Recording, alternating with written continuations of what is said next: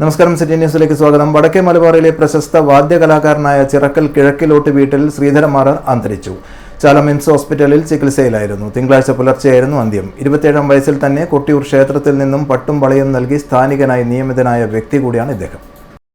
1965-ൽ നാരായണമാരാരുടെയും ലക്ഷ്മിക്കുട്ടി വാരസ്യാരുടെയും മകനായി ചിറക്കലിൽ ജനിച്ചു. 14-ാം വയസ്സിൽ പുളിയംവള്ളി ശങ്കരമാരാരുടെ കീഴിൽ ചെണ്ട പഠിച്ച് കടലായി ശ്രീകൃഷ്ണ ക്ഷേത്രത്തിൽ നിന്നും അരങ്ങേറ്റം കുറിച്ചു. തുടർന്ന് നീലേശ്വരം നാരായണമാരാരുടെ കീഴിൽ മദ്ദളവും, പയ്യന്നൂർ കൃഷ്ണമണിമാരാരുടെ കീഴിൽ സോപാന സംഗീതവും, പടുവിലായി അച്യുതമാരാരുടെ കീഴിൽ ഈടും കൂറും തുടങ്ങിയവയും അഭ്യസിച്ചു.